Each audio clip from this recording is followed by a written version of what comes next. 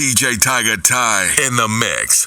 So before you even set the camera up, I seen some speakers and a microphone. Like you about to get into a session in a second. Yeah, no, it's the home studio. It's getting built out. Okay. Oh, you ain't playing around. You're not playing around.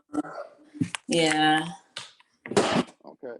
Well, first and foremost, I just want to say thank you for taking the time to sit with me and talk with me about a couple things in regards to who you are, what you have going on, and some of the things that may happen in the future for you. All right. Okay. So first off, I want to kind of ask a little bit about the musical background that you have. I read a little bit about that you took piano lessons, vocal lessons, you know how to record. How was that whole experience like growing up, learning these things as a young adolescent? The experience was just like I wasn't good at anything else, and that was just like what I like to do, I was just around it a lot, and I really wanted to do it, and I just did it. Like everything I want to do, I just do it. So that was just really how I seen it. And then like I wasn't like a cheerleader. I was homeschooled my whole life. The prom, I was just in my room all the time writing. Mm-hmm. So I'm like, shit, Got you. Now was it always musical stuff? Was it other things like poetry or maybe like even scripts for a movie or something like that? Or was it always music? It was like short stories. I actually have like some short stories, some TV shows, movies that I've written. And like I really want to get like some screenplays written up and then like release it. I have some steamy stuff. I have all types of stuff. Like I don't know, like writing is like a expressive way for me. Like I'll get my emotions out on paper versus me talking to somebody. Like, I would just like write it out. Got you. So are you comfortable more with pen and paper writing things down, or more so into like the notes thing? 'Cause I see a lot of artists now, they're not really into pen and paper. They're more to put in their notes or like voice memos. Like what's your comfort zone when it comes down to writing?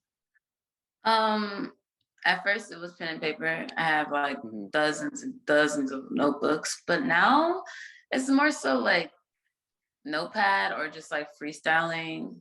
It depends. Like I just write out like concepts of like how I'm describing like how I see the song and shit, and then like I'll make a song around like how I see it, because it'll like all. It's weird, but like I just and then I'll be like, okay, I want to talk about this, this, and this, and then a word that's been like in my head, I'll write it, and then just write a song around it. Got you. Now, do you ever find yourself going back to those old notebooks? Like, oh, what's that one notebook I had when I was, 12, and you just find that one little piece and you add it to a song, or is it always this new, fresh material? Actually, I should start doing that, because now I've been like, I don't know.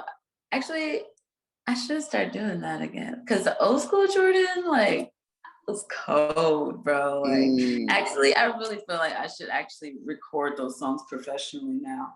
So actually, that's a good idea. But no, I don't. Everything is fresh material. Like, every time I go to the studio, I might touch up a song I did last week or something, but it's mostly new songs. Got you. So my question now in regards to some of these videos that you drop, right? How do you decide on which song you want to shoot a video for? Because these videos, I was like, okay, like I had to like spin the block and watch it again. Like I missed a little something, because it's just like the concepts behind the videos, they match with the lyrics for the song, and it just tells that story that makes you really like say to yourself, like, wow, you know what? That's really how I feel at that point in time. Or even like being able to relate to some of the stuff that happens in the videos. Like one in particular was the Spiral video. Like I'm always in the clubs. So some of the little scenes in the music video, I was like, yep, I've seen that happen before. Yeah. Honestly, I don't even know. Like me and my creative team and Supo, the guy that directs most of my videos, we just like bounce ideas off of each other, and then like, oh, let's do this, do this, and we'll put it all together. But honestly, I don't know. Like, it just all came together. Like, Gotcha. yeah. So has there been any times where you guys have come together with an idea and you just weren't comfortable with it, or it was kind of like, you know what, I'm for everything, let's just try it out there and just see what happens? I don't ever say, like, if it's a bad idea, like, oh, you should like put peanut butter in bathtub and do a sexy scene, like that's disgusting. No, don't do that. Like, but if it's like a good idea, if it's like, okay, I'm gonna do it, like I'm not pussy to do nothing, so I'm gonna do it. Yeah. Gotcha. But nothing like exploiting. Always something like, if it's a good idea, I'm gonna do it. Okay. So what would you say are some of the challenges that you think you faced so far? Every chapter in your life, everybody has different hurdles they have to get over. So like, what are some of the struggles and challenges that you're facing right now currently within your career? I don't think it's any struggles, or I'm just like taking it a day at a time, God has blessed me with so much and I've done so much, and I actually am completing my product and I'm putting it out there, and I'm in rest knowing that the shit's already complete and it's gonna take off. So like everything that's going on right now, and like, it's just like, I can't explain it, but I just know that everything is going to be like so major and so insane that I'm just like taking it day by day now, and I'm just like going easy, So I don't think it's any struggles. Really right now I'm just really like need to push myself to like really move and dance and shit more, because I'm like always in the studio, but that's really it. Like I don't, So is that like a New Year's resolution? Like, you know what? I'm always in the studio.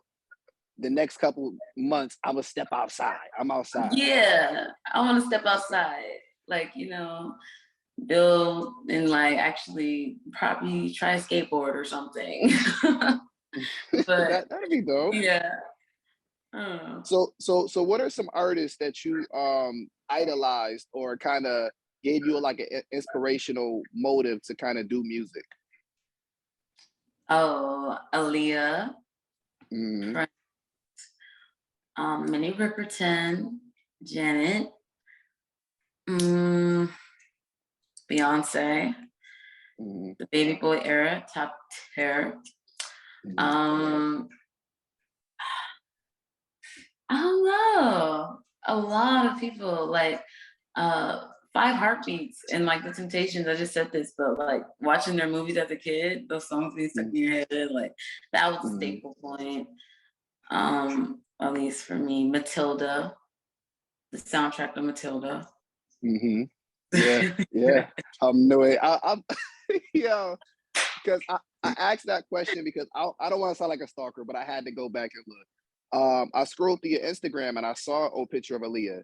And as I scrolled back up, I started seeing a lot of, the content that you put out on your social media. And then I also read an article about you, and they spoke about some of the people that you've been around when you're on the production side. And some of them have worked with like Beyonce, Zendaya, Chris Brown. So like, what is it like being in the ambiance with those people? Like, do they push you and motivate you to go to the next level? Are you kind of Hell yeah! Zendaya's fucking killing it right now, first of all. Yeah. Top tier woman. That's like, it's amazing to see how far she's even going. And like, actually, like everything around me is pushing me. Like my mom pushes me, like for her to even be holding it down this long in the industry and just like doing her and working. Just like everybody, my team, like it just makes me want to go harder. So I do have people that make me want to go harder. Gotcha. So what was it like when some of your songs were featured on some of these television shows, like Shake It Up, Disney, the Kim Kardashians? Like, do you watch those shows? First and foremost, do you watch those shows? Bruh, all the time. I'm actually like recatching the funky bit of the Kardashians. Yeah, I need to like, yeah. I think I'm on like season 10. So that's how I am with these Netflix movies. It's like, you know what? I'm gonna take a day and I'm gonna just binge, right? Yeah. But what's the feeling like when let's say you get to that episode, and you hear your song playing, and you just like. That just happened to me the other day. It's a show on Netflix. I think with Mike Epps. It's like a TV show he's in, and my song was playing in the background. So I was like, "This is your song?" I was like, "Oh shit, I forgot to see it was in there." And that was like really cool because they were like, "Oh, your song is in there." So I was like, "Oh wow." But honestly, at first it didn't really hit me, but now it's like it's hitting me now for some reason. Like back in the day, like 5 years ago, I wasn't really caring, but now I'm just like, wow, everything is just like making sense, you know? Yeah. So are there any other goals that you have set that you haven't reached yet that you set long time ago? It's like, you know what, I'm gonna do this, this, and this within the next 6-month period or whatever. I gotta have like some back-to-back number ones, period. That's a good That's on milestone. the list right now, yeah. Some number ones. Shutting that fucking chart down. Them charts, all them charts down. Yeah. I felt that. Yeah. So some of these songs that you have out now, can we expect any remixes coming out, like with features? Yes, that is literally what I'm on the works right now. This deluxe though, like I want to make sure y'all like feel me though, like because I have like the music that's out is like, okay, you guys, I'm gonna introduce myself. Like this is Jourdin Pauline, but like the next era of Jourdin Pauline is like you gotta prepare yourself because like I really have a lot of dope music and I cannot wait to just put it out there because I don't know, it's just been a build up. Like it's like in a volcano or something. But yeah.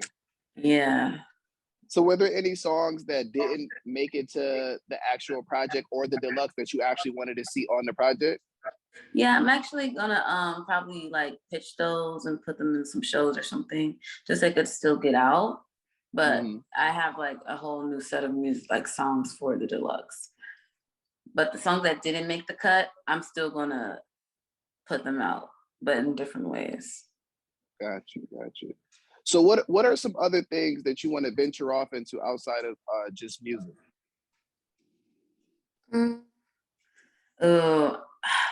Everything. Give me at least two. Give me two. Because I see like people open up boutiques. Of course, acting. Fashion, acting and fashion. So in regards to fashion, fashion shows, opening up a boutique, is it like styling people for movie videos? And like fashion, like high fashion, like shutting it down. And also, eventually Victoria's Secret rock that runway too. I want to do that. Okay. See a Jourdin Pauline page and the next Victoria's Secret book in my house for my girl looking at it. It's like, I know her. I'm actually about to go train now. I'm about to go work out right now. Yeah. So where are you currently located at on the map right now? I'm in LA. LA.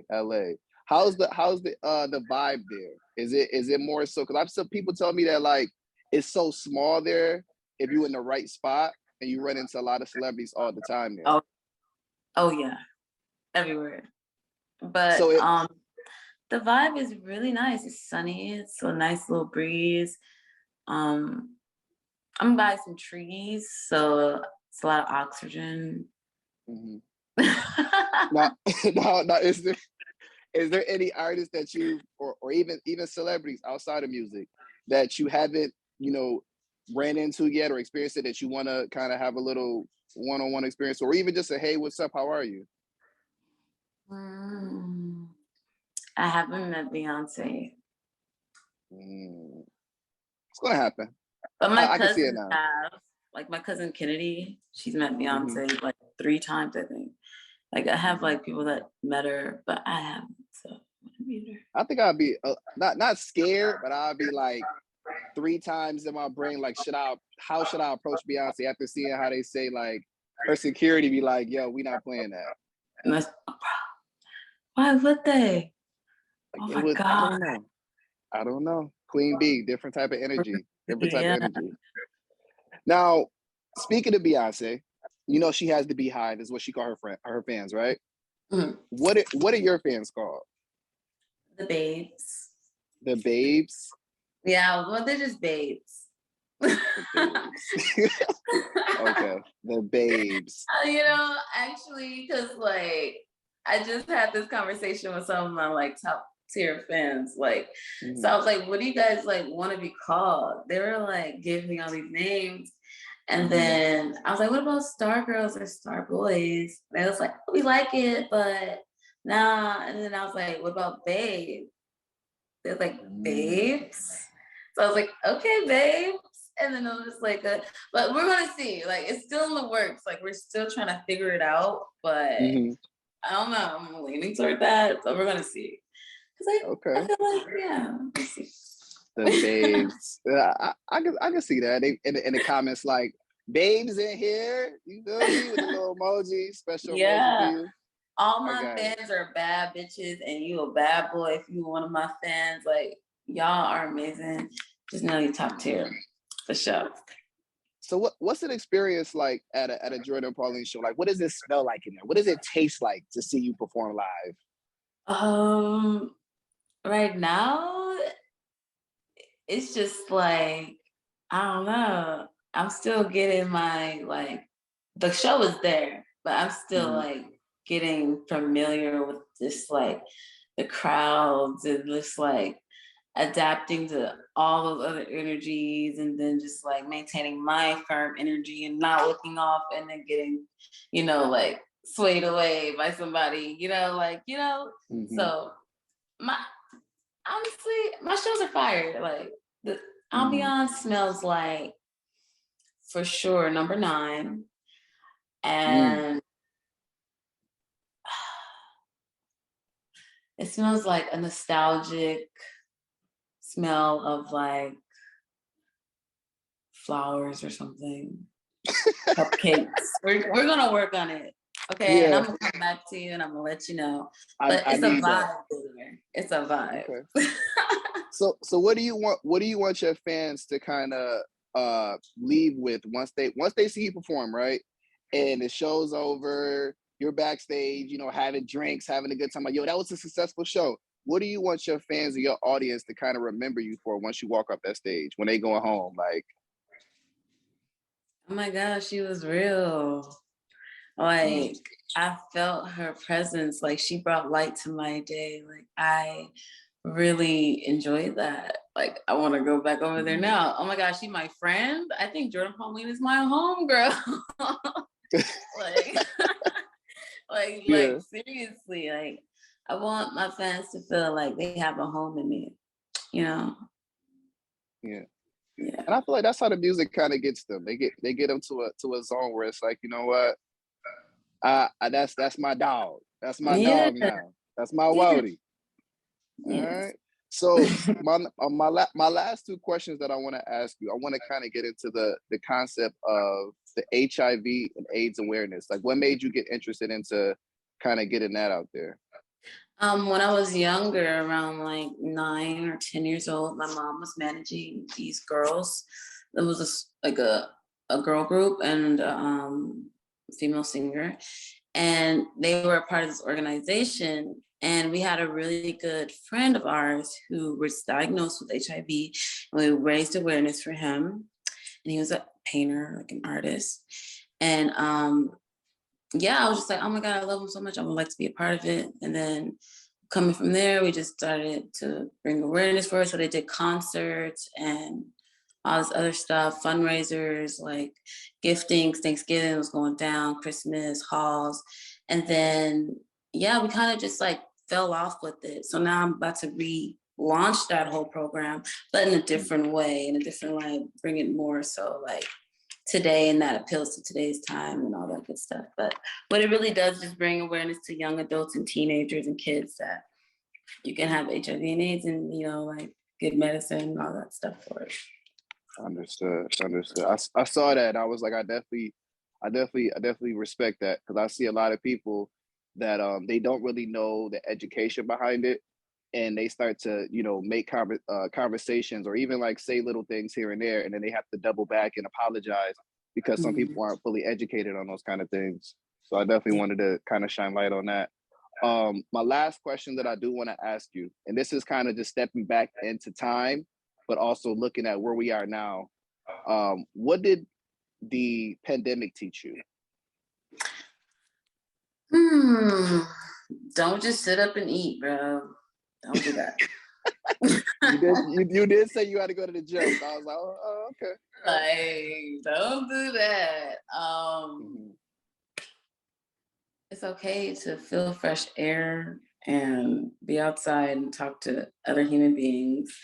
Also, it taught me, I don't know, just like I tapped more into who I am. I got like hella tapped in now, just like spiritually. Like before I was like going out a lot, extending myself a lot, just trying to, you know, get a move and, you know, just make shit happen. I was like just draining myself.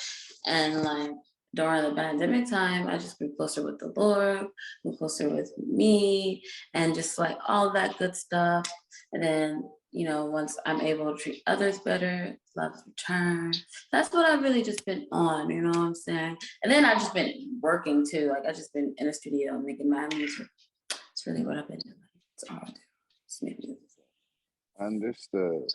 Well, listen, I definitely want to say thank you again for taking time to sit with me, talk a little bit about a couple of things. When I come to LA, I definitely want to kick it, hang out, you know what I mean, grab some drinks on here or something. You know what I mean? Hopefully I'll see you on the Rolling Loud stage. I'll be with them a lot. So that's a lot of times when I come out to LA. Yes. Hopefully I'm actually working on getting on one of them stages. Let's see. Get with me. We can make it happen. Yeah. We can make that happen. I would love to see you on stage perform what is it? Nasty. And then listen, I gotta say this. Yeah. Deep, the music video for Deep, I was like, yeah. Hey. I like that. Like, especially the little keyhole part where you look at, I was like, bro, that's so, like, I don't know. I'm gonna have to get with your team and get some ideas because my content sucks. Let's sucks. Do it, bro. Do it. All right. I'm gonna need another interview in about 6 months. Yes, please. Let's do it. Let's run it. All right. Make sure you spin the block. Let's spin the block. All right. Thank later, love. you. Bye. DJ Tygga Ty in the mix.